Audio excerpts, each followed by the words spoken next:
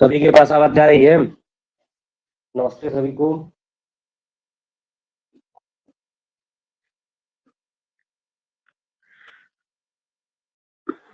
आज काव्य प्रकाश का प्रथम पाठ प्रारंभ हो रहा है, ठीक है।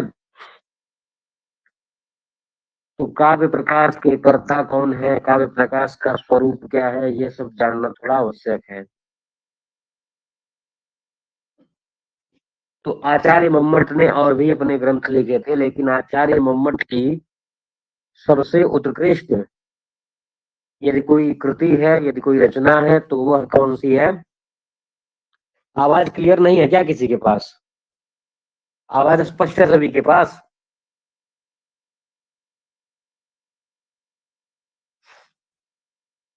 आवाज सभी के पास क्लियर जा रही है कि नहीं? क्या समस्या हो गई? रुकिए। रही है, आवाज सभी के पास अभी जा रही है, ठीक। तो देखिए, आज काव्य प्रकाश की प्रथम कक्षा है ये, ठीक है। तो काव्य प्रकाश का स्वरूप कैसा है, काव्य प्रकाश के कर्ता कौन है, ये सब थोड़ा जानना आवश्यक है। तो काव्य प्रकाश के कर्ता का नाम आप लोगों ने सुना ही होगा कि आचार्य मम्मट काश्मीरी विद्वान है, काव्य प्रकाश के कर्ता है। और मम्मट ने अन्य ग्रंथ भी लिखे थे, लेकिन मम्मट की सर्वोत्कृष्ट शैली में लिखा गया या फिर सर्वोत्तम ग्रंथ उनका यही काव्य प्रकाश है। नाम ही है काव्यस्य प्रकाशः काव्य प्रकाशः, या फिर काव्यानाम प्रकाशः काव्य प्रकाशः। जहां संस्कृत साहित्य के संपूर्ण काव्यों का संपूर्ण काव्य प्रकाशित हो जाए, या फिर संपूर्ण काव्यों के लिए जो प्रकाश के समान है, वही काव्य प्रकाश है, ठीक है ना। आवाज सही है कि नहीं सभी के पास?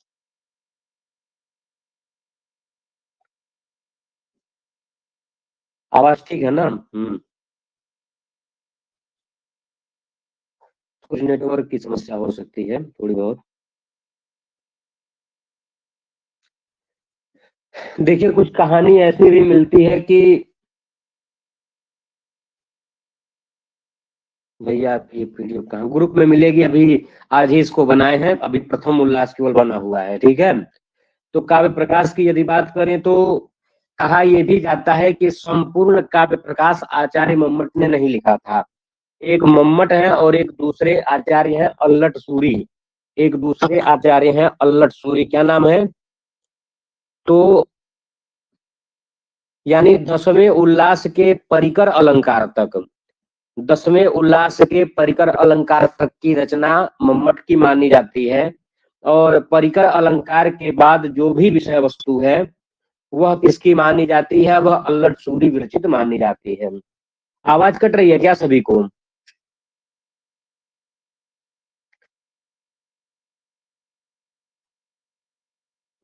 बस क्या हो गया, ये रुकिए एक मिनट।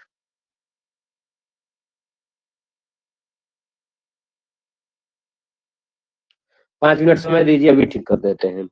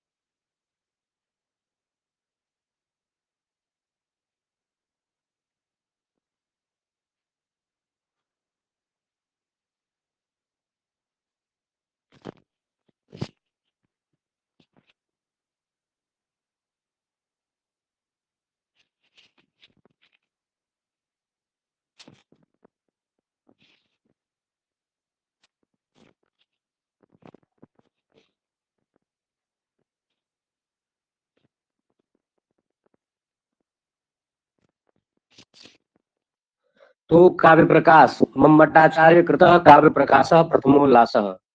काव्य प्रकाश का ये प्रथम पाठ है। इसमें ये बताया गया कि काव्य स्वरूप, काव्य का स्वरूप कैसा होना चाहिए, काव्य का प्रयोजन कैसा होना चाहिए, काव्य के हेतु इत्यादि की चर्चा प्रथम उल्लास में है। आचार्य मम्मट द्वारा विरचित यह साहित्य शास्त्र का एक अनुपम एवं अद्वितीय ग्रंथ काव्य प्रकाश है। क्योंकि इस काव्य प्रकाश पर बहुत सारी टीकाएं लिखी गई, लेकिन जो पंक्तियां हैं और जो इसका अर्थ है, जो इसमें ध्वन्यार्थ छिपा हुआ है, वह आज भी व्याख्या के योग्य है। इसलिए मम्मट का सबसे उत्कृष्टतम ग्रंथ ये माना जाता है। और इसमें कुछ कहानी ऐसी भी मिलती है कि काव्य प्रकाश को आचार्य मम्मट पूरा नहीं कर पाए थे। दसम उल्लास के परिकर अलंकार, क्योंकि दसवें उल्लास में अर्थालंकार का निरूपण है, नौवें में शब्दालंकार, तो दसवें उल्लास के परिकर अलंकार तक ही आचार्य मम्मट इस ग्रंथ को लिखे थे। और उसके बाद की रचना जो है अल्लट सूरी नामक एक दूसरे इनके मित्र थे काश्मीरी विद्वान, उन्होंने की। ऐसा बहुत जगह उद्धरण मिलता है। और यदि बातें की जाए तो काव्य प्रकाश के ऊपर कई सारी ऐसी भी बातें सिद्ध होती हैं कि यह जो मूल श्लोक है, जैसे ही अन्यकृत नियम रहिताम इत्यादि, ग्रंथ के दो भाग हैं, एक मूल भाग और एक उसका एक कारिका भाग और एक उसका वृत्ति भाग।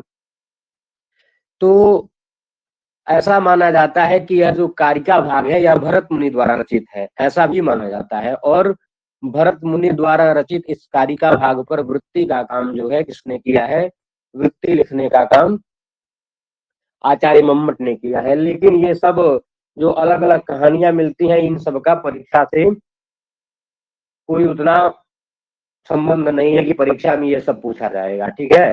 तो परीक्षा में जो पूछा जाए वही जो है हम लोगों को अध्ययन करना है, ठीक है ना। तो यहाँ पर यदि आचार्य मम्मट की यदि बात करें तो मम्मट संस्कृत काव्य शास्त्र के एक सर्वोत्कृष्ट विद्वान माने जाते हैं। और उनके कई रचनाएं थी, लेकिन उनको प्रसिद्धि एवं यश काव्य प्रकाश नामक ग्रंथ से मिला। और ऐसा भी माना जाता है कि इनके पिता का नाम जय्यट एवं इनके संबंधी भाई जो है कैयट इत्यादि माने जाते हैं। अब इनकी काशी में ही शिक्षा दीक्षा हुई थी, जो भी है इनका काशी में ही इनका शिक्षा दीक्षा भी हुआ था। और 11वीं सदी के ये क्या माने जाते हैं, आचार्य माने जाते हैं। इनकी 11वीं शताब्दी इनका समय है। तो अब देखिए, किसी भी ग्रंथ के प्रारंभ में गुरु का नाम देखिए मिलेगा तो भेज देंगे आपको, ठीक है ना। तो यदि वाग देवता अवतार इत्यादि इनकी उपाधियां हैं, ये सब आगे चल के बताया जाएगा। अभी जैसे भूमिका थोड़ा सा देख करके फिर प्रवेश करते हैं ग्रंथ में। तो किसी भी ग्रंथ के प्रारंभ में ग्रंथ के कुछ आधार होते हैं। ग्रंथ का एक आधार होता है, और निराधार ग्रंथ जो है कीर्ति या यश को नहीं प्राप्त करता है। तो सभी मैंने सभी जितने भी उच्चतम कोटि के ग्रंथ हैं उनके कुछ न कुछ अधिकरण या आधार होते हैं। ऐसा श्लोक भी मिलता है कि विषयो विषयश्चैव पूर्व पक्षस तथोत्तरम निर्णयश्चेति पंचांगम शास्त्रे अधिकरणम विदुः। शास्त्रे यानी ग्रंथे, शास्त्रे का तात्पर्य क्या होता है, ग्रंथे। किसी भी ग्रंथ में पंचांगम अधिकरणम यानी शास्त्र के जो 5 अंग हैं वही उनके क्या होते हैं, अधिकरण या आधार के रूप में वही स्थित होते हैं। यानी बिना इन 5 आधारों के कोई भी शास्त्र जो है कीर्ति या यश को नहीं प्राप्त करता है। तो पंचांग अधिकरण कौन है, विषय, यानी ग्रंथ का विषय क्या है। उसके बाद विषय, विषय यानी संदेह। विषय का तात्पर्य क्या है, विषय का मतलब होता है संदेह। एक विषय का मतलब पाठ्य वस्तु, दूसरे विषय का मतलब जो है क्या हो जाएगा, संदेह। और उसके बाद पूर्व पक्ष, यानी पूर्व पूर्व पक्ष का भी मत होना चाहिए। और उसके बाद उत्तर पक्ष का होना चाहिए मत। पूर्व पक्ष एवं उत्तर पक्ष का मत होने के बाद निर्णय, और बाद में उस किसी भी विषय वस्तु को लेकर के जो संशय पूर्व पक्ष या उत्तर पक्ष का प्रश्नोत्तर हुआ हो, उसको लेकर के एक निर्णय तक पहुंचने पर ही जाकर के किसी भी शास्त्र या ग्रंथ की शोभा मानी जाती है। तो यह बात सबको समझ में आ गई ना, एक बार बताएंगे। तो इसीलिए कहा गया कि ग्रंथ के लक्षण के रूप में बताया गया विषयो विषयश्चैव पूर्व पक्षस तथोत्तरम निर्णयश्चेति पंचांगम शास्त्रेधिकरणम विदुः। इस प्रकार यह 5 चीजें ही किसी भी शास्त्र का आधार होती हैं, है कि नहीं। यह 5 चीजें रहेंगी तभी वह शास्त्र जो है क्या करता है, ख्याति को प्राप्त करता है, अन्यथा नहीं प्राप्त करता है। अब उसी आधार पर इस काव्य प्रकाश के भी विषय क्या है, इसमें संदेह क्या आया, पूर्व पक्ष, उत्तर पक्ष और निर्णय, इन सारे स्वरूपों से, इन 5 आधारों से युक्त यह काव्य प्रकाश भी है। अब इसमें अधिकारी, विषय, संबंध, प्रयोजन इत्यादि भी बताए जाएंगे, यह सारी चीजें। श्लोक है विषयो विषयश्चैव पूर्व पक्ष तथोत्तरम निर्णयश्चेति पंचांगम शास्त्रेधिकरणम विदुः, ऐसा बताया जाता है। ठीक है ना, इतना सबको समझ में आ गया। तो जैसे देखिए, अब सबसे पहले क्या कहा गया कि ग्रंथारंभे विघ्न विघाताय समुचित इष्ट देवताम ग्रंथकृत परामृशति। सबसे पहले देखिए यही आया, क्या आया, ग्रंथकृत कौन है, ग्रंथकृत यानी ग्रंथकर्ता, ग्रंथ के जो रचयिता है। तो ग्रंथकर्ता है आचार्य मम्मट। आचार्य मम्मट ग्रंथारंभे यानी ग्रंथ के आरंभ में, विघ्न विघाताय, विघ्न यानी ग्रंथ के निर्माण में जो भी मान लीजिए कोई भी बाधा या विघ्न उपस्थित होने वाला हो, संभावित विघ्न को विघाताय यानी दूर करने के लिए, समुचित यानी उचित, इष्ट देवता, समुचित यानी जो इस ग्रंथ के लिए उचित हो और इष्ट भी हो हमारे, ऐसे ऐसे देवी का या फिर ऐसे देवता का परामर्शति यानी संस्तुति या फिर उनकी स्तुति करते हैं। इस प्रकार से बताया गया। बात सबको समझ में आ गई ना, इतना सबको समझ में आ गया कि ग्रंथकृत यानी अन्वय कैसे लगेगा। ग्रंथकृत यानी ग्रंथकर्ता जो आचार्य मम्मट है, वह ग्रंथारंभे, ग्रंथ के आरंभ में, विघ्न विघाताय यानी इस ग्रंथ में किसी भी प्रकार का भावी विघ्न न हो, उस विघ्न के समूल नाश के लिए जो समुचित यानी जो इस ग्रंथ के अनुरूप हो और इष्ट भी हो, ऐसे देवता का परामर्शत यानी संस्तुति, उनकी स्तुति करते हैं। तो किसकी स्तुति करेंगे अब ये बताया जाएगा। अब इसमें मंगलाचरण के रूप में यह बहुत ही प्रसिद्ध कारिका है, नियतिकृत नियम रहिताम ह्लादैकमयीम अनन्य परतंत्राम नवर सुरुचिराम निर्मितिम आददति भारती कबीर जयती। अब यहाँ पर बताया गया कि इस मंगलाचरण में, काव्य प्रकाश के इस मंगलाचरण में आचार्य मम्मट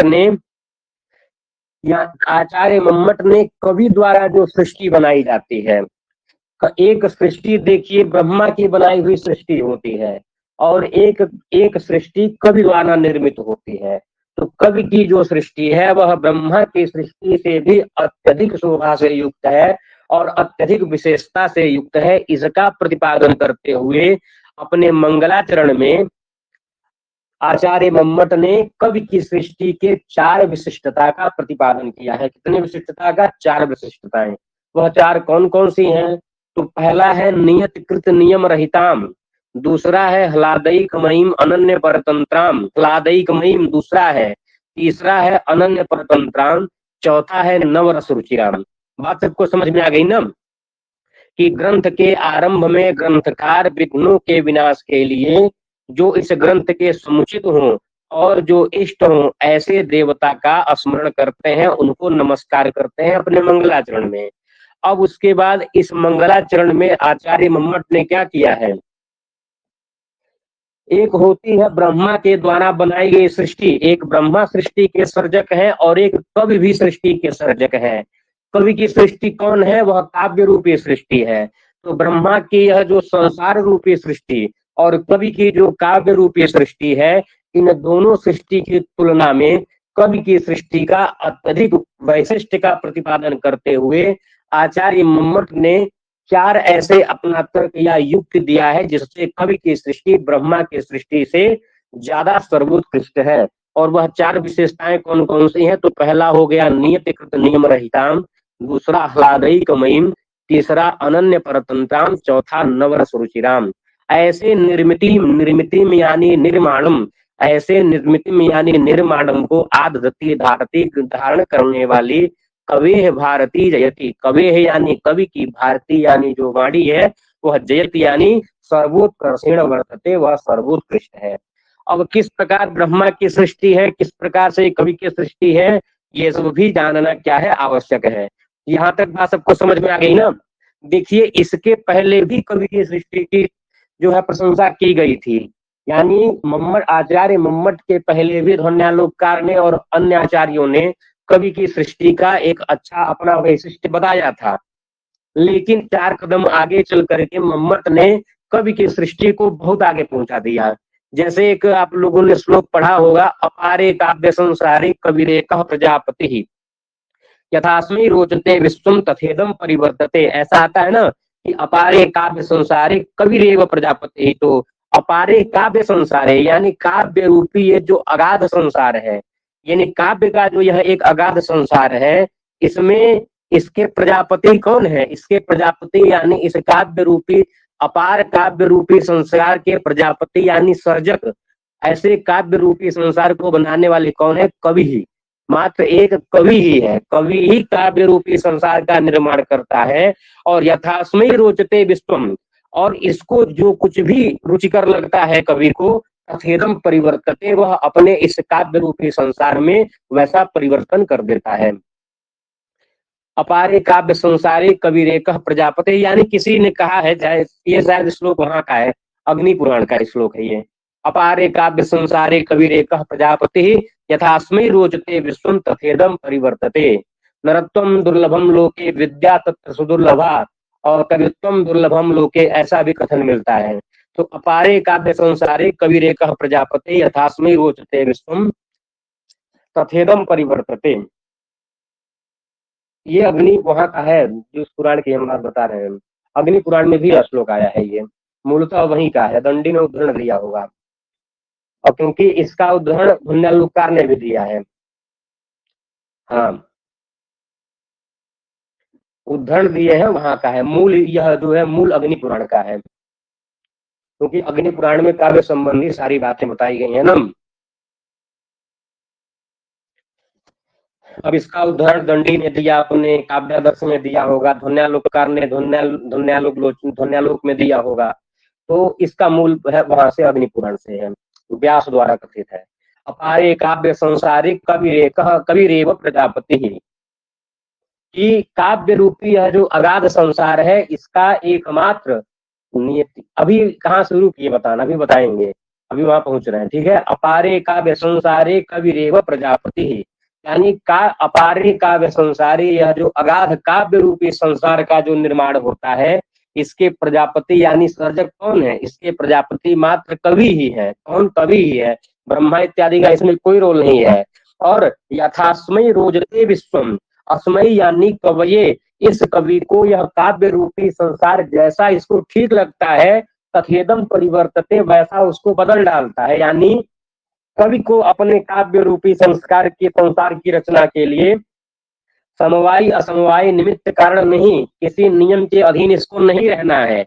कवि की अपनी सोच है कि वह चाहे तो स्त्री के मुख में पद्मत्वादि धर्म रख दे, स्त्री के अंगों में, या फिर कभी भी कुछ भी वर्णन कर सकता है। हर एक वर्णन करने में समर्थ जो है कवि है, किसी के अधीन नहीं है। इसीलिए कवि की सृष्टि जो होती है, उसका सर्जक केवल कवि ही होता है, ऐसा पहले मिलता था। लेकिन इन सब बातों को ध्यान में रख करके आचार्य मम्मट ने क्या किया, अपने इस मंगलाचरण में कवि की सृष्टि को, कवि द्वारा निर्मित यह जो काव्य होता है, इस काव्य को ब्रह्मा के द्वारा बनाई गई सृष्टि से भी अत्यधिक सर्वोत्कृष्ट रूप में प्रतिपादन किया है। और उस कवि की सृष्टि की सर्वोत्कृष्टता के 4 हेतु दिए, 4 कारण दिए कि क्यों कवि की सृष्टि ब्रह्मा की सृष्टि से ज्यादा अच्छी है। तो उसके लिए पहला है नियतिकृत नियम रहिताम, दूसरा है ह्लादैक मयीम अनन्य परतंत्राम, तीसरा है नवरस रुचिराम, और ह्लादैक मयीम दूसरा है, अनन्य परतंत्राम तीसरा है, नवरस रुचिराम चौथा है।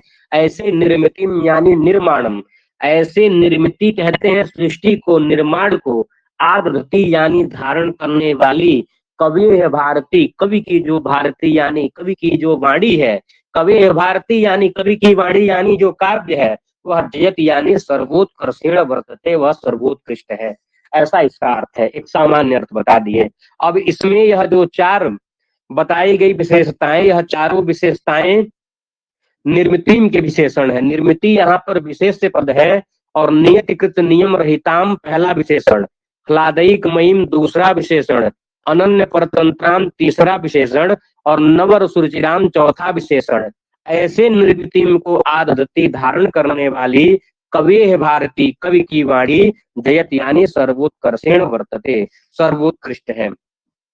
आवाज कट रही है क्या बहुत ज्यादा? आज पता नहीं क्यों आवाज कट रही है। रोज ठीक रहता है, आज ही आवाज कट रही है। समझ में आ रहा है कि नहीं अभी? तो नियतकृत नियम रहिताम ह्लादैकमयीम अनन्य परतंत्राम नवर सुचिराम निर्मितिम आदधति भारती कबीर जयति। अब उसके बाद अब यहाँ पर यही देखना है कि ब्रह्मा के द्वारा बनाई गई सृष्टि से कवि की सृष्टि क्यों सर्वोत्कृष्ट है, उसको बताया गया। तो सबसे पहले क्या कहा गया कि ब्रह्म की निर्मिति जो है,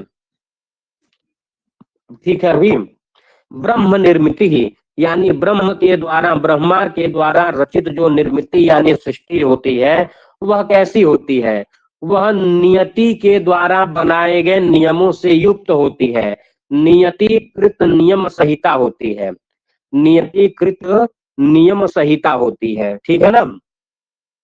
नीचे देखिए लिखा है वृत्ति में, नियति सत्या नियत रूपा सुख दुख मोह स्वभावा परमाणु आदि उपादान कर्मादि सहकारी कारण परतंत्रा सदृशा न च हृदय तादृशी ब्राह्मणो निर्मिति निर्माणम। देखिए यहाँ पर लिखा गया ना कि ब्राह्मण निर्मिति ही, ब्रह्मा की जो निर्मिति यानी निर्माण यानी सृष्टि है, यहाँ से इसका अर्थ उठाएंगे।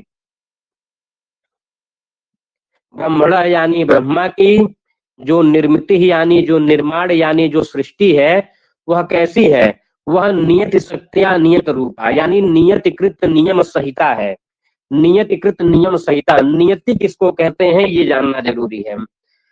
बात सबको समझ में आ रही है ना, सुनाई दे रहा है ना?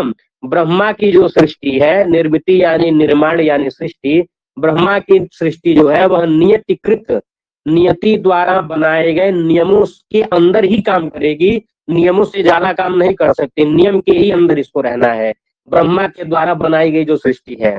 तो नियति किसको कहते हैं? नियति के देखिए दो अर्थ होते हैं। नियति का पहला अर्थ होता है नियति असाधारणो धर्म। हाँ, नियति यानी असाधारणो धर्म, एक पहला एक है। हर एक द्रव्य का, हर एक वस्तु का अपना एक उसका असाधारण कारण होता है, असाधारण धर्म या लक्षण उसका होता है ना। लक्षण का भी यही लक्षण है, लक्षणम तु असाधारण धर्म वचनम। कोई हर एक वस्तु का जो भी उसका असाधारण धर्म है वही उसका लक्षण कहलाता है, ठीक है। तो नियति का पहला अर्थ होता है असाधारण धर्म और नियति का दूसरा अर्थ होता है अदृष्ट। अदृष्ट यानी जो प्रत्यक्ष न हो।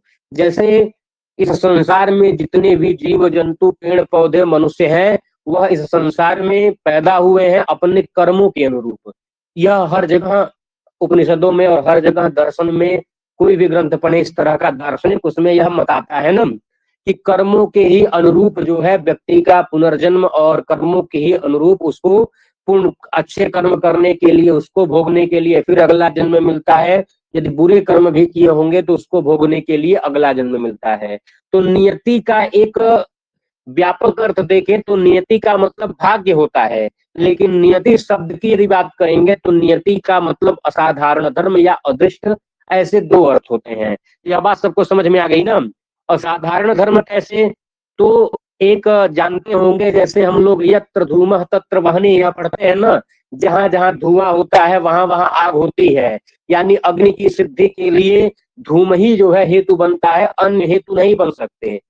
अग्नि की सिद्धि में धूम ही हेतु है, उसी प्रकार इस संसार की सृष्टि में ब्रह्मा ही हेतु है। बात समझेंगे कैसे?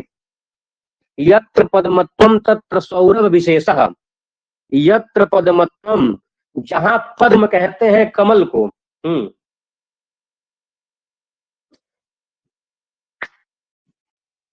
अब अभी आगे बताएंगे अनिका जी। यत्र पद्मत्वम यानी जहां पर पद्मत्व रूपी धर्म है वहीं सौरभ विशेष सुगंध भी वहां रहेगा, यानी सुगंध की स्थिति कमल या कमलत्व में है ना। सुगंध की स्थिति कमल या कमलत्व के अतिरिक्त और भी जगह हो सकती है, लेकिन सुगंध जो है केवल कमलत्व यानी पद्मत्व धर्म में ही सुगंध धर्म जिस प्रकार रहता है, और जिस प्रकार घट घट का अव्यक्त रूप मिट्टी है, बता रहा हूँ, घट का अव्यक्त रूप मिट्टी है, पट का अव्यक्त रूप तंतु कह सकते हैं। तो जिस प्रकार घट मिट्टी से अतिरिक्त अन्य पदार्थ से नहीं बनाया जा सकता, और ये जो सौरभ इत्यादि जो सुगंध इत्यादि धर्म है, यह पद्मत्व के कारण ही सुगंध इत्यादि, सुगंध मतलब मिलता है, सुगंधित कमल होते हैं। ठीक उसी प्रकार से ब्रह्मा की सृष्टि में भी परमाणु आदि उपादान कारण के बिना यह सृष्टि नहीं हो सकती। तो पहला नियति का मतलब होता है असाधारण धर्म। कवि की सृष्टि में ऐसी कोई बात नहीं है, कवि की सृष्टि में किसी भी असाधारण धर्म की आवश्यकता नहीं है, कवि जैसे चाहे वैसे सृष्टि कर सकता है। कवि सशरीर व्यक्ति को स्वर्ग पहुंचा देता है। ऐसे विभिन्न आचार्य, ऐसे कोई एक दो आचार्य हुए हैं, अपने काव्य में नायक को देह सहित स्वर्ग पर पहुंचा देने की क्षमता रखते हैं, जबकि ब्रह्मा के द्वारा रचित सृष्टि में कोई इस शरीर से स्वर्ग नहीं जा सकता। लेकिन कवि के काव्य में सशरीर जो है व्यक्ति स्वर्ग जाने के लिए सक्षम रहता है। तो नियति का एक अर्थ हो गया नियति असाधारणो धर्म। यह बात सबको समझ में आ गई ना, एक बार बताएंगे। तो इस व्याप्ति से युक्त जो है ब्रह्म की निर्मित यानी ब्रह्म की सृष्टि होती है। ब्रह्मा के द्वारा जो सृष्टि होती है, हाँ, ब्रह्मा के द्वारा बनाई गई जो सृष्टि है वह इसी व्याप्ति से युक्त है। यानी ब्रह्मा को नियतिकृत नियमों के अंदर रहकर ही सृष्टि करनी पड़ती है। ब्रह्मा को देखना पड़ता है, ब्रह्मा को यदि शरीर बनाना है तो शब्द स्पर्श रूप रसगंध की आवश्यकता उनको पड़ेगी, है कि नहीं। और नियति का दूसरा अर्थ होता है अदृष्ट, यानी अदृष्ट का तात्पर्य क्या है कि अदृष्टम नाम पूर्व कृतम कर्म, पहले जो किए गए पूर्व जन्म में किए गए कर्मों के आधार पर उस कर्मों का फल भोगने के लिए भी जो व्यक्ति जन्म लेता है, इस सृष्टि में आता है, उसी को कहते हैं अदृष्ट। तो अदृष्ट के लिए भी यानी पूर्व कर्मों को भोगने के लिए भी व्यक्ति संसार में आता है। तो ब्रह्मा जब अपनी सृष्टि करते हैं, चाहे वह कीड़ा बनाए, चाहे वह पक्षी बनाए, चाहे पेड़ बनाए, चाहे मनुष्य बनाए, उन कुछ भी ब्रह्मा को निर्माण करने में उनको नियतिकृत नियमों से युक्त होना पड़ता है। पहली बात तो किसी भी चीज के सृजन में उसका असाधारण धर्म खोजेंगे। वृक्ष बनाना है तो उस वृक्ष का बीज रूप में उसकी उत्पत्ति करेंगे, और उसके बाद उनको अदृष्ट चाहिए कि यह जो है पिछले जन्म में कौन सा पाप पुण्य के आधार पर इसको किस योनि में रखा जाए, इस आधार पर ब्रह्मा सृष्टि करते हैं। तो इसीलिए कहा गया कि जो ब्रह्मण निर्मित निर्माणम, ब्रह्मा की जो निर्मिति या निर्माण है वह नियतिकृत नियम संहिता है। नियति का पहला अर्थ होता है असाधारण धर्म और दूसरा है अदृष्ट। तो ब्रह्मा जो भी सृष्टि करेंगे वह उसके उपादान कारण को ग्रहण करेंगे। असाधारण धर्म यानी उपादान कारण, समवाय समवाय निमित्त तीनों कारणों का ग्रहण करेंगे, और अदृष्ट यानी पहले के किए गए कर्मों के आधार पर सृष्टि करते हैं। लेकिन कवि जो है जो सृष्टि करता है, कवि की सृष्टि में ऐसी कोई बाध्यता नहीं है कि वह नियति के द्वारा नियमों का पालन करे, वह नियति के द्वारा बनाए गए नियमों से सर्वदा रहित रहता है कवि की सृष्टि। यह बात सबको समझ में आ गई ना, एक बार बताएंगे, स्पष्ट हुआ ये बात। अब दूसरा क्या है, अब दूसरा देखिएगा, कवि की निर्मिति हमेशा नियतिकृत नियमों से रहित होती है। कोई भी जो है कवि को किसी भी चीज का निर्माण करने में, काव्य में किसी का भी निर्माण करने में कवि को किसी के आदेश की जरूरत नहीं है कि वह कोई नियम समझे। जैसे उसको यह नहीं चाहिए, जैसे ब्रह्मा की सृष्टि में तो सौरभ जो है पद्मत्व विशेष में ही है ना, लेकिन कवि की सृष्टि में स्त्री के मुख में ही कमल जैसे सुगंध को वह दिखा सकता है। स्त्री के मुख से ही जो है, स्त्री के अधरों से ही कमल जैसी सुगंध का वह दर्शन वर्णन कर सकता है। नेत्रों में, स्त्री के नेत्रों में ही कमल का सौंदर्य का प्रतिपादन कर सकता है, लेकिन ब्रह्मा ऐसा नहीं कर सकते हैं। ब्रह्मा जो है सुगंध पद्मत्व में ही रख पाएंगे, लेकिन स्त्री के नेत्रों में पद्म का अध्याहार या फिर पद्म का आरोप नहीं कर सकते, लेकिन कवि कर सकता है। इस प्रकार कवि हमेशा स्वतंत्र रहता है। किसी भी चीज में किसी का भी आरोप करने के लिए कवि को किसी भी असाधारण कारण की आवश्यकता है ही नहीं, न ही किसी अदृष्ट यानी पूर्व कर्म की भी आवश्यकता नहीं होती है। इसीलिए कहा गया जहां न पहुंचे रवि, सही बात है। और ऐसा भी देखिए, चंद्रमा की जो शीतलता होती है वह मन को एक संतोष और एक शांति प्रदान करने वाली होती है। लेकिन जो नायिका अपने नायक से दूर है, ऐसे विरहिणी नायिका के लिए वह चंद्रमा की शीतल छांव भी, वह चंद्रमा की शीतल रोशनी भी दाह यानी अग्नि का काम करती है। तो यह सब कहाँ से संभव है? ये सब कवि के द्वारा ही संभव है। बात सबको समझ में आ रही है ना?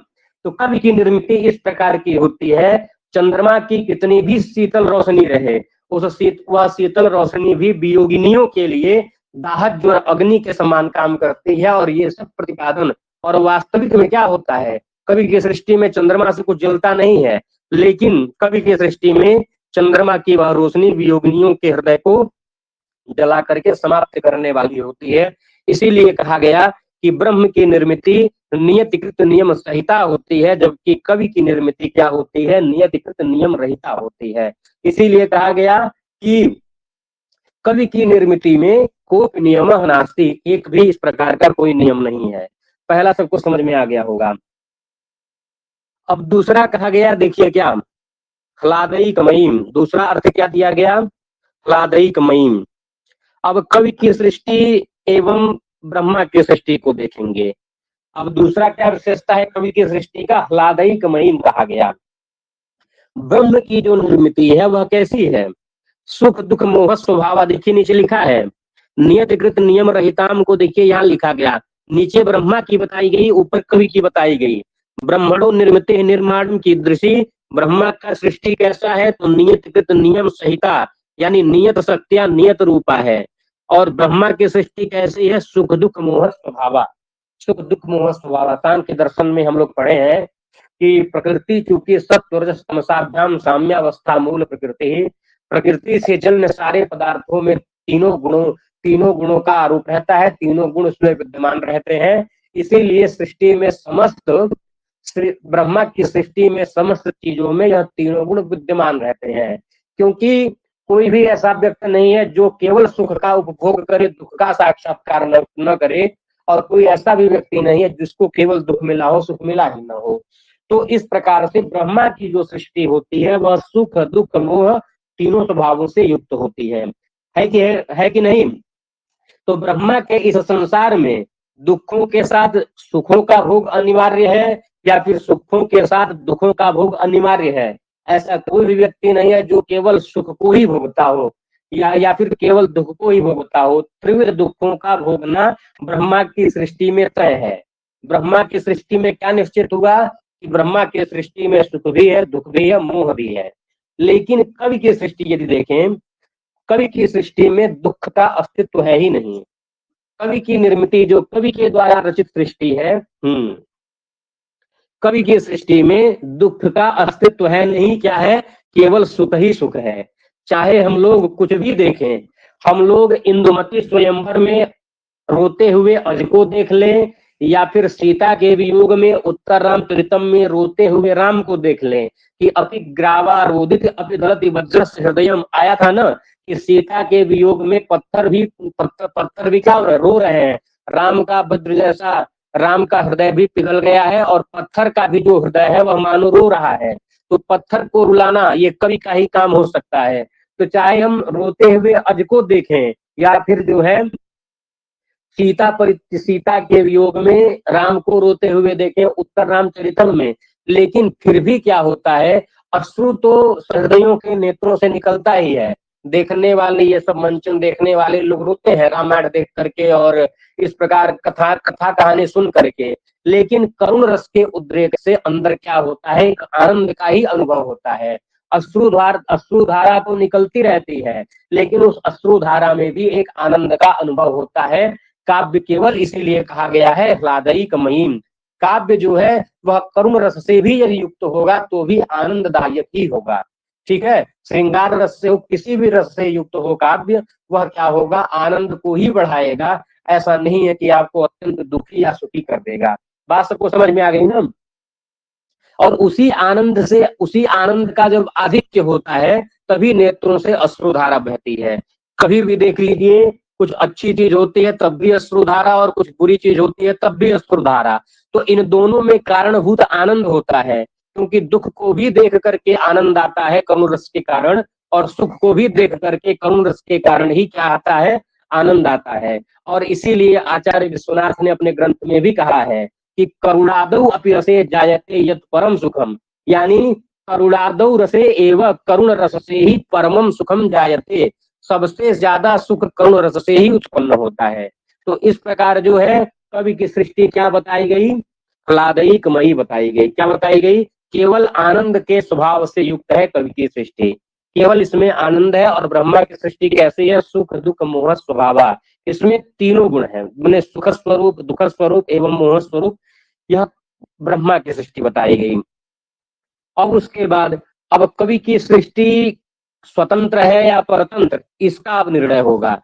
तो कहा गया अनन्य परतंत्राम, परतंत्र का मतलब पराधीन भी होता है, परतंत्र का मतलब अधीन भी होता है, लेकिन परतंत्र का यहाँ पर पराधीन अर्थ न लेकर के अधीन अर्थ लिया जाता है, क्योंकि परतंत्र का यदि अर्थ हम पराधीन ले लेंगे तो अनन्य पराधीन ऐसा कुछ अर्थ ठीक नहीं बैठता है, अनन्य भी लिख दिया, पराधीन भी हो जाए अर्थ, इसीलिए परतंत्र का मतलब अधीन ही अर्थ लिया जाता है, तब इसका अर्थ जो है अच्छा सटीक बैठ जाता है। न अन्य अनन्य और अनन्य परतंत्राम, यानी अन्य के अधीन यह जो है कवि की सृष्टि नहीं है। तो इसका मतलब क्या हुआ, ब्रह्मा की सृष्टि कुछ वस्तुओं के अधीन है।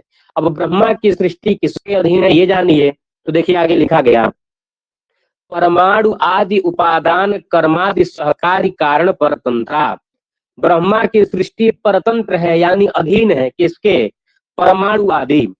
तो परमाणु आदि से क्या लेना है, उपादान कारण, यानी संपूर्ण सृष्टि का उपादान कारण। जैसे सृष्टि के प्रतिपादन में कहा गया है ना कि द्वैणुक त्रैणुक परमाणुक चतुर्णुक, ये सब जब न्याय वैशेषिक पढ़ेंगे तो वहां बताया गया परमाणुओं से जगत की सृष्टि हुई है। तो इस समस्त संसार के उपादान कारण में परमाणु ही विराजमान है। तो ये जो परमाणु आदि उपादान कारण है, यदि यह परमाणु इत्यादि नहीं रहते तो सृष्टि नहीं बन पाती। तो सृष्टि का उपादान कारण क्या हुआ, परमाणु इत्यादि हो गए, ठीक है। और कर्म आदि से क्या लेना है, कर्म आदि से कर्म एवं गुण लेना है। और कर्म एवं गुण कौन सा कारण होता है, असमवायी कारण होता है। कर्म एवं गुण जहां पर रहे, क्योंकि जो द्रव्य होता है, द्रव्य समवायी कारण होता है, उपादान को ही क्या कहते हैं, समवायी कारण भी कहते हैं। और समवायी कारणम द्रव्यम, समवायी कारण हमेशा द्रव्य होता है। तो चूंकि परमाणु है द्रव्य और इसीलिए परमाणु हो जाएगा द्रव्य, इसीलिए परमाणु को उपादान यानी समवायी कारण बताया गया। अब उसी द्रव्य में कर्म या गुण का जब संयोग होता है, कर्म यानी क्रिया, कर्म का क्या तात्पर्य है, क्रिया, उसी द्रव्य में जब किसी क्रिया या गुण का संयोग हो जाए, जैसे तंतवः पटस्य समवायी कारणम यानी उपादान कारण, घटः मृत्तिका जो है घट का समवायी कारण है। और जिस प्रकार तंतवः पटस्य समवायी कारणम, लेकिन तंतुओं में गुण रूपी यदि एक संयोग डाला जाए, संयोग 24 गुणों में आता है ना, तो तंतु संयोग पटस्य असमवायी कारणम हो जाता है। तो ठीक उसी प्रकार ब्रह्मा की सृष्टि भी परमाणु आदि उपादान कारणों के अधीन है। और कर्मादि से अर्थ लेना है कर्म एवं गुण का। तो कर्म का, क्रिया का उदाहरण कहाँ से देखें, तो क्रिया भी असमवायी कारण होती है। ऐसा उदाहरण हमको मिलता है आद्य पतना समवायी कारणम गुरुत्वम, गुरुत्व का लक्षण तर्क संग्रह में पढ़े है ना कि प्रथम पतन का जो असमवायी कारण है उसी को क्या कहते हैं, गुरुत्व कहते हैं। तो द्वितीय तृतीय, तो प्रथम पतन का असमवायी कारण तो गुरुत्व गुण हुआ, लेकिन दूसरे और तीसरे पतन का जो असमवायी कारण होता है वह वेग होता है। इसीलिए वहां पर तो पतन क्या है, पतन क्रिया है, और पतन क्रिया असमवायी कारण के रूप में वहां बताई गई है। तो इस प्रकार तो कर्मादि से क्या लेना है, कर्म एवं गुण यानी असमवायी कारण। और सहकारी कारण का तात्पर्य जानते ही निमित्त कारण हो जाएगा। तो इस प्रकार ब्रह्मा की जो सृष्टि है वह समवायी असमवायी निमित्त कारणों के अधीन है। ब्रह्मा की सृष्टि में समवायी कारण चाहिए, परमाणु इत्यादि, फिर क्रिया या गुण असमवायी कारण चाहिए, और फिर उसके बाद जो सृष्टि का जिस प्रकार निर्माण करना हो इस प्रकार उसके सहकारी कारण यानी ये निमित्त कारण चाहिए। तो इसलिए ब्रह्मा की सृष्टि को परतंत्र कहा गया। और जो कवि की सृष्टि है वह कैसी है, अनन्य परतंत्रा। अनन्य परतंत्रा यानी समवायी असमवायी निमित्त इन तीनों कारणों से सर्वथा अलग है, स्वतंत्र है। ऐसे किसी कारण की आवश्यकता कवि को अपनी सृष्टि करने में ऐसे किसी कारण की आवश्यकता है ही नहीं। बात सबको समझ में आ गया ना? हाँ, आद्य पतन असमवायी कारणम गुरुत्वम और आद्य स्यंदना समवायी कारणम द्रवत्वम होता है, वो अलग विषय है, वो बस समझाने के लिए बताए थे। तो यह समझ में आ गया, नियतकृत नियम संहिता हो गई ब्रह्म की सृष्टि, सुख दुख मोह स्वभावा हो गई ब्रह्म की सृष्टि, और परमाणु आदि उपादान कर्मादि सहकारी कारण परतंत्रा हो गई ब्रह्मा के द्वारा बनाई गई सृष्टि। लेकिन कवि की सृष्टि कैसी है? नियतिकृत नियम रहता है, ये भी बता दिया गया। लादयिकमयीम, ये भी बता दिया गया, केवल करुण रस से भी आनंद उत्पन्न हो जाता है। अनन्य परतंत्रा बताया गया कवि की सृष्टि को, क्योंकि इसको किसी कारण की आवश्यकता है ही नहीं कि इसको बढ़िया उपादान और समवायी निमित्त चाहिए होगा तभी कार्य को उत्पन्न कर देगा, ऐसा कुछ चाहिए ही नहीं रहता है कवि की सृष्टि में। इसीलिए अनन्य परतंत्रा कवि की सृष्टि को कहा गया है कि नहीं? कवि की जो सृष्टि होती है केवल वह कवि की प्रतिभा के अधीन होती है ना, वह केवल कवि अपनी प्रतिभा से चाहे जिस चीज का निर्माण कर सकता है, उसको कुछ कारण खोजने की आवश्यकता नहीं पड़ती है। लेकिन ब्रह्मा चाहे कितने प्रतिभाशाली हो, वह अपनी सृष्टि में उनको इन 3 कारणों की आवश्यकता पड़ती है। इसीलिए ब्रह्मा की सृष्टि को अनन्य परतंत्रा कहा गया, और ब्रह्मा की सृष्टि को परमाणुवाद उपादान कर्मादि सहकारी कारण परतंत्रा कहा गया, और कवि की सृष्टि कवि की ही प्रतिभा के अधीन होने के कारण अनन्य परतंत्रा कहा गया। क्योंकि कवि को अपनी बुद्धि के अलावा किसी भी अन्य सामग्री की आवश्यकता है ही नहीं अपनी सृष्टि, काव्य रूपी सृष्टि करने में। समझ में बात आ गई ना? अब फिर देखिए आगे बताया गया नवरस रुचिराम। अब ब्रह्मा की सृष्टि में देख लीजिए, ब्रह्मा की सृष्टि में कितने रस हैं? 6 रसाहा, मधुर अम्ल लवण कटु कषाय तिक्त वेदात, यही 6 रस हैं ब्रह्मा की सृष्टि में। और न च हृदय तय ही यानी वे जो 23 रस ही न च हृदय, वे जो 6 रस हैं वह ऐसा नहीं है कि छवो के छवो रस हृदय ही यानी आनंद हुई उत्पन्न करते हो। तीखा खा लीजिए ज्यादा दिमाग खराब हो जाएगा, कड़वा खा लीजिए थूक देंगे, है कि नहीं?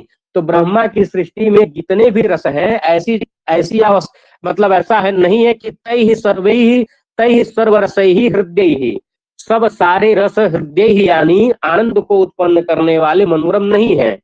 तय का तात्पर्य क्या हो जाएगा? तय षड रस ही न च हृदय ही, ऐसा करेंगे अर्थ। तय ही षड रस ही, ब्रह्मा की जो सृष्टि है वह 6 रसों से युक्त है, और 6 के 6 रस मन को मनोरम लगे, हृदय को अच्छे लगे, ऐसा होता ही नहीं है। क्योंकि कड़वा खा ले, कसैला खा ले, ज्यादा तीखा खा ले तो क्या हो जाएगा? दिमाग खराब हो जाएगा, है कि नहीं? एक अनावश्यक पीड़ा पैदा हो जाएगी। तो इसीलिए कवि की सृष्टि में 6 रस है, मतलब रस भी कम है और ऊपर से दिमाग खराब करने वाले हैं।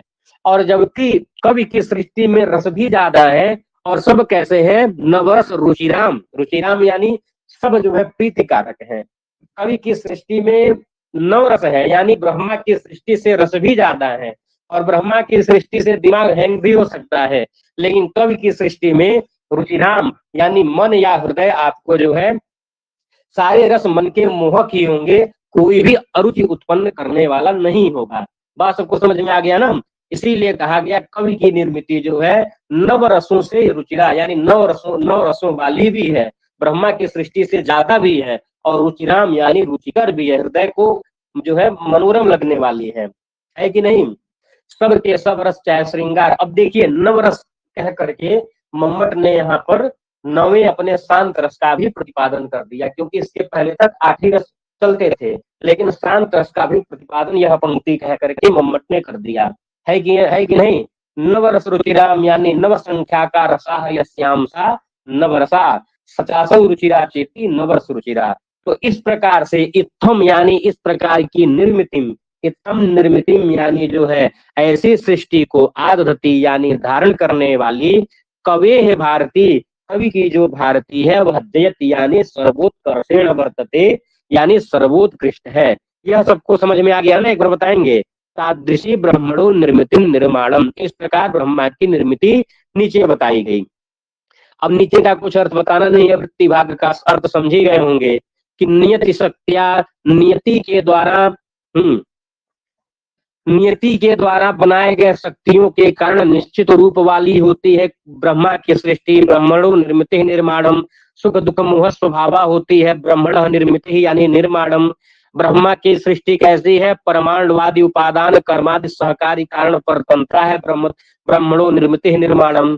षड रसा न हृदय ब्रह्मणो निर्मित निर्माणम। तो इत्यादि विशेषताओं से युक्त है ब्रह्मा की सृष्टि, ठीक है ना। लेकिन एतद विलक्षणा, इन सबसे अलग विलक्षण, इन यानी ब्रह्मा की सृष्टि से सर्वथा विलक्षण कविवाग निर्मिति, कवि की वाणी रूपी जो सृष्टि, कविवाग का तात्पर्य क्या है? कवि की वाणी ही काव्य कहलाती है।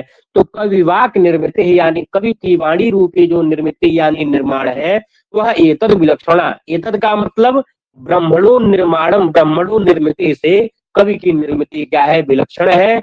अतएव जयति, इसीलिए क्या कहा गया? कवे भारती जयति, कवि की जो भारती है वह जयति। अब जयति का क्या अर्थ इन्होंने दिया है?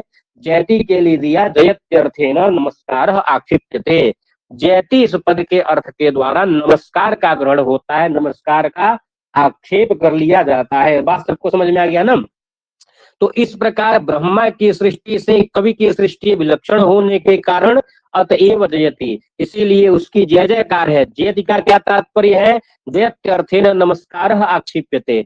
जयति का मतलब हो गया कि कवि की सृष्टि ब्रह्मा की सृष्टि से अधिक होने के कारण जयति का तात्पर्य ये हो गया सर्वोत्कर्षण, यानी ब्रह्मा की सृष्टि से भी 4 कदम आगे चल करके है।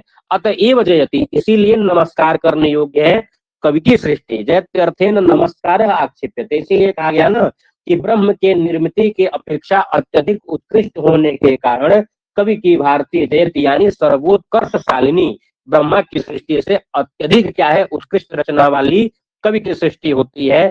इति ताम प्रति, ताम यानी कवि निर्मितिम प्रति, इसीलिए कवि के द्वारा बनाई गई जो सृष्टि है उस सृष्टि के प्रति प्रणतः अस्मि, प्रणतः अस्मि अहम मम्मटः प्रणतः अस्मि, मैं मम्मट उस कवि के द्वारा बनाई गई सृष्टि के लिए प्रणतः यानी सिर झुका करके हाथ जोड़ करके प्रणाम करता हूँ। इति लभ्यते, ऐसा अर्थ पता चलता है। बात सबको समझ में आ गई ना? पूरा अर्थ समझ में आ गया।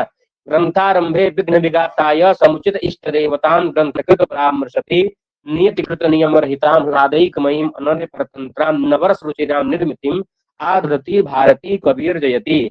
नियति शक्तिया नियत रूपा सुख दुख मोह स्वभावा परमाणुवादी उपादान कर्मादि सहकारी कारण परतंत्रा षड रसा न च हृदयवतैहि तादृशी ब्रह्मणो निर्मितिः निर्माणम एतद् विलक्षणा तु कविवांग निर्मितिः अतएव जयति जयत्यर्थेन च नमस्कारः आक्षेप्यते इति ताम प्रति, ताम यानी कवि निर्मितिम प्रति, कवि के द्वारा बनाई गई कवि भारती ने जो निर्मिति यानी ये जो काव्य रूपी निर्मिति है इसके प्रति प्रणतः अस्मि नतमस्तक हूँ।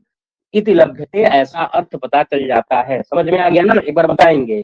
अब इस पूरे मंगलाचरण में गीति छंद, गीति एक आर्या का भेद है, मुख्यतः आर्या कहते हैं, आर्या का ही भेद है गीति। इस पूरे श्लोक में मंगलाचरण में गीति यानी आर्या छंद है और यहाँ पर उपमान है हमारी ब्रह्म की निर्मिति, ब्रह्म की सृष्टि, ब्रह्मा की सृष्टि, और उपमेय है कवि की सृष्टि। तो जहां पर उपमेय को उपमान से ज्यादा अच्छा दिखा दिया जाए, यानी उपमेय को ही ज्यादा सर्वोत्कृष्ट दिखा दिया जाए जिससे हम उपमान दे रहे हैं, तो वहां पर व्यतिरेक अलंकार हो जाता है। तो इसलिए यहाँ पर कवि की सृष्टि उपमेय थी, उपमान थे। उपमा किसकी दे रहे थे? ब्रह्मा की सृष्टि को। तो ब्रह्मा की सृष्टि हुई उपमान और कवि की सृष्टि हुई उपमेय, इन दोनों उपमान उपमेयों में उपमेय को ही ज्यादा सर्वोत्कृष्ट दिखा दिया गया। एतद् विलक्षणा तो कविवांग निर्मिति ऐसा लिख करके, इसलिए यहाँ पर व्यतिरेक अलंकार है। बात सबको समझ में आ गई ना? एक बार बताएंगे। एक बार बात समझ में आ गई सबको ना? तो नियतिकृत नियम रहिताम फलाधिकमयीम अनन्य परतंत्राम नवरस रुचिराम निर्मितिम आदृति भारती कबीर जयति। उपमान तो ब्रह्म की सृष्टि है ना। अब उसके बाद आगे क्या होता है? अब उसके बाद प्रयोजन बताते हैं। अब इसमें तो प्रश्न देखिए बहुत ही बन जाएंगे कि नियतिकृत नियम रहिताम इत्यादि में जो है नियतिकृत नियम रहिताम हलादयिकमयीम नवरस रुचिराम का विशेष पद क्या है? निर्मिति में यहाँ पर विशेष पद है।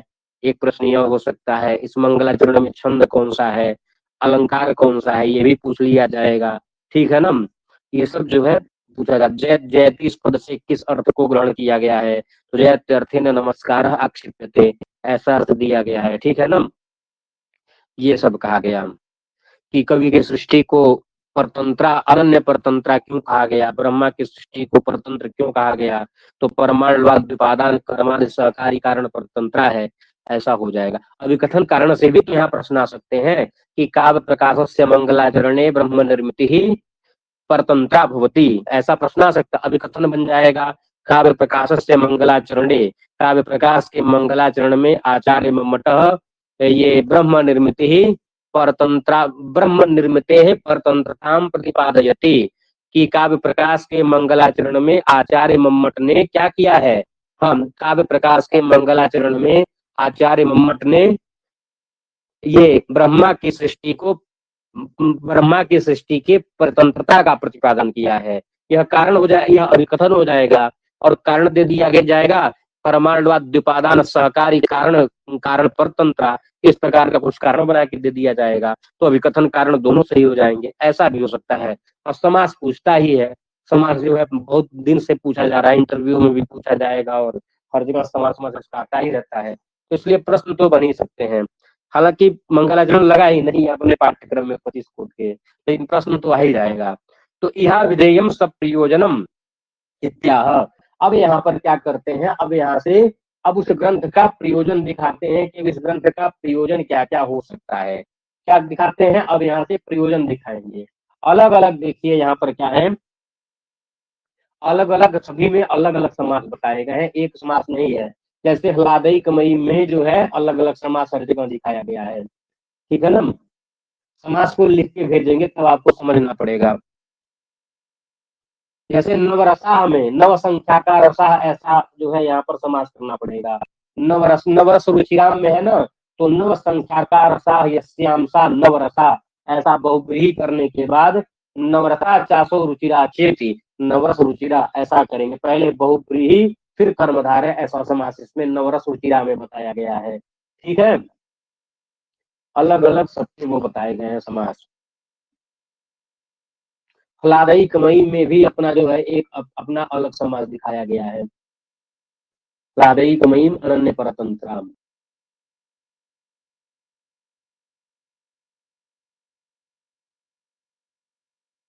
हलादे ने एक मई ऐसे करके ना समास हम लिख के इसका भेजेंगे, तब उसके बाद वो आपको दिखेगा। नियम्यन्ते सौरभादय धर्मा अन्याय नियति असाधारणो धर्म, ऐसे करके नियति के असाधारण धर्म का प्रतिपादन किया गया। अब उसके बाद आगे कहा गया कि अब इस ग्रंथ का प्रयोजन दिखाते हैं कि इस ग्रंथ का प्रयोजन क्या हो सकता है। क्योंकि एक बात और भी है कि प्रयोजनम अनुद्देश्य मंदोपि न प्रवर्तते, ऐसा आप लोगों ने पढ़ा होगा कि प्रयोजनम अनुद्देश्य यानी प्रयोजन को छोड़ करके, प्रयोजन के उद्देश्य के बिना मंद बुद्धि भी किसी भी काम में प्रवृत्त नहीं हो सकता। जब भी कोई काम रहता है उसका कुछ न कुछ परिणाम फल प्रयोजन तो चाहिए ही चाहिए, अनावश्यक थोड़ी कोई कुछ काम करता है। तो इस न्याय के आधार पर इस काव्य का भी कुछ प्रयोजन है। काव्य प्रकाश का प्रयोजन क्या है, क्योंकि सिद्धार्थम सिद्ध संबंधम श्रोतुम श्रोता प्रवर्तते ग्रंथादौ तेन वक्तव्य संबंध सह प्रयोजन। इस नियम के आधार पर ग्रंथ का अधिकारी कौन है, ग्रंथ का विषय क्या है, ग्रंथ का सब ग्रंथ का एवं जो ग्रंथ करता है, इन दोनों के बीच संबंध क्या है और प्रयोजन क्या है, इसका प्रतिपादन जरूर कर देना चाहिए। अनुबंध चतुष्टय का प्रतिपादन अवश्य कर देना चाहिए।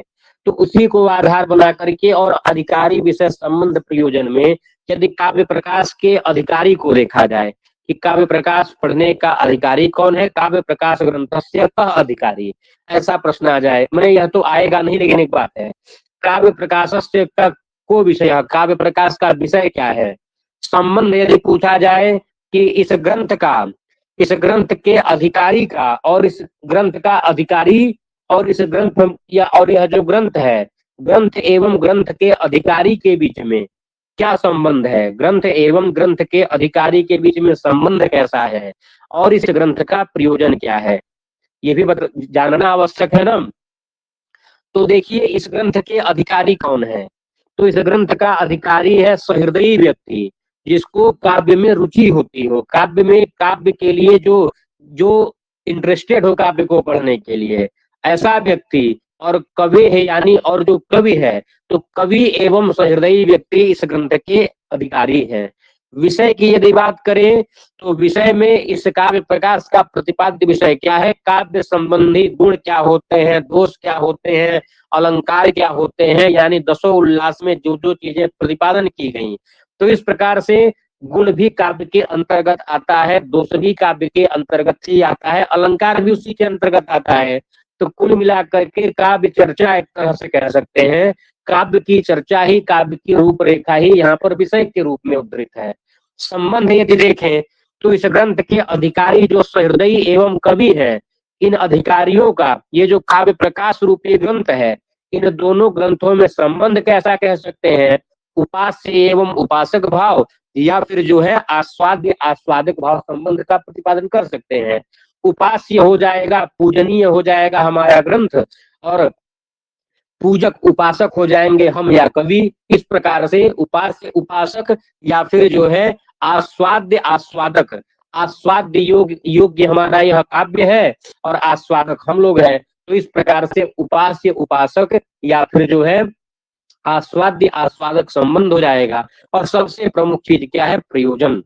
प्रयोजन इस ग्रंथ का क्या हो जाएगा, तो प्रयोजन को निरूपित करते हुए यहाँ पर 6 प्रयोजन आचार्य मम्मट ने लिखा है। कौन कौन सा है, तो काव्यम से अर्थकृते व्यवहार विदे शिवे तरक्षतये सद्य पर निर्वृतये कांता संमिततया उपदेश युजे। इस प्रकार संबंध चतुष्टय का प्रतिपादन हो गया।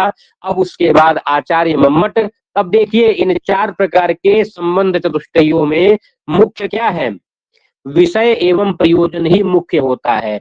अधिकारी विषय संबंध प्रयोजन में अधिकारी, संबंध चतुष्टय में हमेशा अधिकारी, और उसके बाद ये संबंध इसको गौण मानिए, और विषय एवं प्रयोजन को ही मुख्य माना जाता है। तो इस ग्रंथ का विषय है 6 प्रकार का, विषय नहीं प्रयोजन।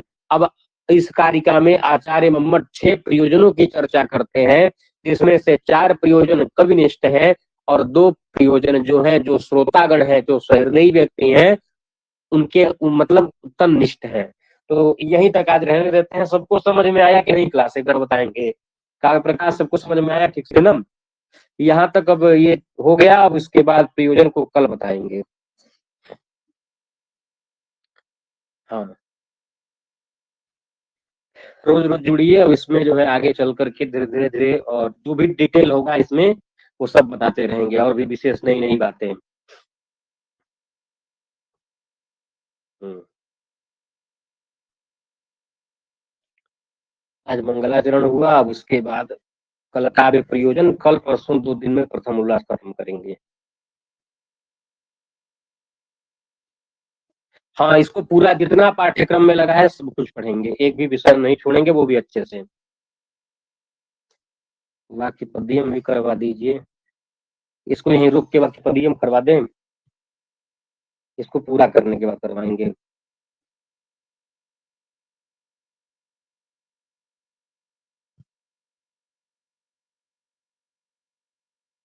कल का टाइम 6 बजे ही रहेगा।